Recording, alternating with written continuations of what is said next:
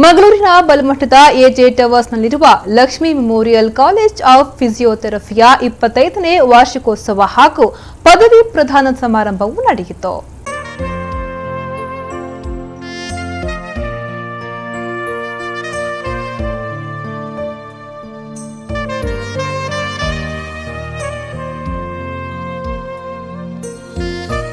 ಕಾರ್ಯಕ್ರಮವನ್ನು ಕುಂಟಿಕಾನದಲ್ಲಿರುವ AJ institute of medical ಸೈನ್ಸ್ನ ಆಡಿಟೋರಿಯಂನಲ್ಲಿ ಆಯೋಜಿಸಲಾಯಿತು. ಕಾರ್ಯಕ್ರಮವನ್ನು ದಕ್ಷಿಣ ಕನ್ನಡ ಜಿಲ್ಲಾ ಪೊಲೀಸ್ ಅಧೀಕ್ಷಕ ಡಾಕ್ಟರ್ ಬಿಆರ್ ರವಿಕಾಂತೇಗೌಡರವರು ದೀಪ ಬೆಳಗಿಸುವ ಮೂಲಕ ಉದ್ಘಾಟಿಸಿದರು.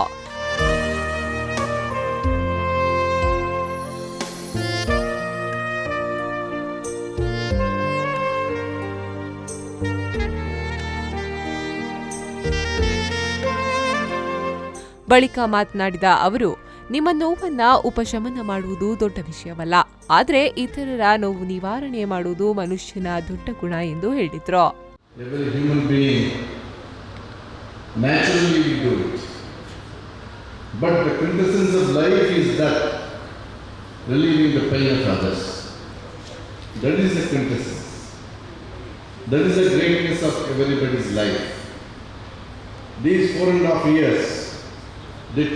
This is actually called a physical therapy. Now you are calling it as a physiotherapy. This is having a long history. In 460 BC, there is a mention of this physical therapy, reducing the pain, making the functional movement possible, so that people will look healthy, feel healthy, and they will live quality life. ನಂತರ Lakshmi memorial education ಟ್ರಸ್ಟ್ನ ಅಧ್ಯಕ್ಷರಾದ doctor AJ Shetty ಅವರು ಮಾತನಾಡಿ, physiotherapy ಕಾಲೇಜನ್ನು 25 ವರ್ಷಗಳ ಹಿಂದೆ trust ಅಡಿಯಲ್ಲಿ ಸ್ಥಾಪಿಸಲಾಗಿತ್ತು. ಇದೀಗ ಈ ಸಂಸ್ಥೆ ರಜತ ಸಂಭ್ರಮವನ್ನು ಆಚರಿಸುತ್ತಿದೆ. ಅಂದಿನಿಂದ ಅನೇಕ ವಿದ್ಯಾರ್ಥಿಗಳು ಕಾಲೇಜಿನಿಂದ ಹೊರಬಂದು ವೃತ್ತಿಪರ ಜೀವನವನ್ನು ನಡೆಸುತ್ತಿದ್ದಾರೆ ಎಂದರು.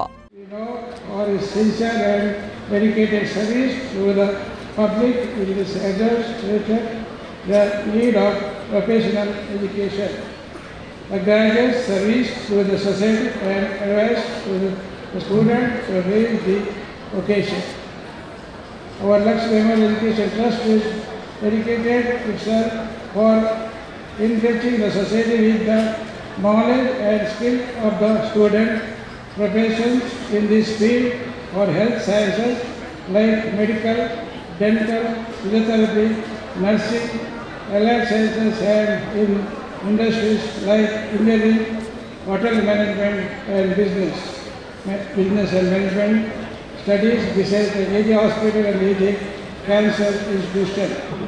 ಈ ಸಂದರ್ಭದಲ್ಲಿ ಲಕ್ಷ್ಮಿ ಮೆಮೋರಿಯಲ್ ಕಾಲೇಜ್ ಆಫ್ ಫಿಸಿಯೋಥೆರಪಿಯ ಪ್ರಾಂಶುಪಾಲರಾದ ಡಾಕ್ಟರ್ ಸಂಜಯ್ ಈಪನ್ ಸ್ಯಾಮ್ಯುಯಲ್ ರವರು ವಿದ್ಯಾರ್ಥಿಗಳಿಗೆ ಪ್ರತಿಜ್ಞಾ ವಿಧಿಯನ್ನ ಬೋಧಿಸಿದ್ರು.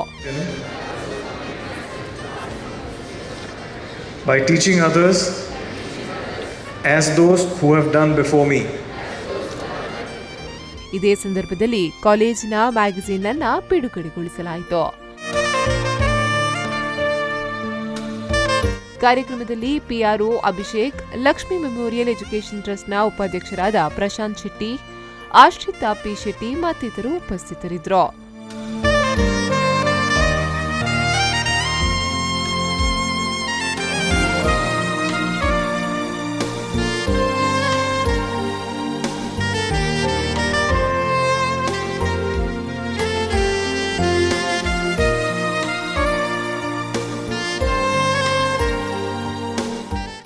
ಶರತ್ ಸಾಲಿಯಾನ್, V4 News 24/7 ಮಂಗಳೂರು.